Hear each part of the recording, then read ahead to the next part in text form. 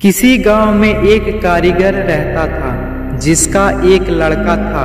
कारीगर अपनी छोटी सी झोपड़ी में टोकरी बनाता था जिन्हें वह 20-20 रुपए में बेचा करता था। अब कारीगर बूढ़ा हो चुका था। उसने सोचा कि मैं अपने बेटे को यह टोकरी बनाने का काम सिखा दूं। लड़के से कहा कि तुम उसे सीख लो, मैंने तुम्हारे दादाजी से सीखा है। ये हमारी पीढ़ियों से चला आ रहा काम है। लड़का भी मान गया टोकरी बनाने का काम सीखने को। पिताजी ने लड़का को टोकरी बनानी सिखाई और उसे बाजार में बेचकर आने को कहा। लड़का टोकरी को लेकर बाजार गया और बेचकर आया ही था। पिताजी ने पूछा कि उदास क्यों हो?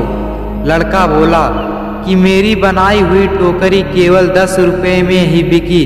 पिताजी ने कहा चलो कोई बात नहीं, आज तुम्हें और अच्छी टोकरी बनाना सिखाता हूँ। पिताजी ने और अच्छी टोकरी बनाना सिखाई और उसे बाजार में बेचने को कहा। लड़का टोकरी लेकर बाजार गया और अपनी बनाई टोकरी को 15 रुपए में बेचकर आया। लड़का अब भी उदास था। पिताजी ने फिर उदासी का कारण पूछा तो लड़के ने कहा कि टोकरी केवल 15 रुपए में ही बिकी। पिताजी ने कहा कोई बात नहीं, धीरे धीरे तुम्हारी बनाई हुई टोकरी अच्छे दामों में बिकने लगेगी। तुम अच्छे से टोकरी बनाना सीखते रहो। पिताजी ने और अधिक अच्छी टोकरी सिखाई और टोकरी बनाकर बेचने को कहा। लड़का बाजार गया और उस दिन उसकी टोकरी 30 रुपए में बिक गई। लड़का बहुत खुश हुआ।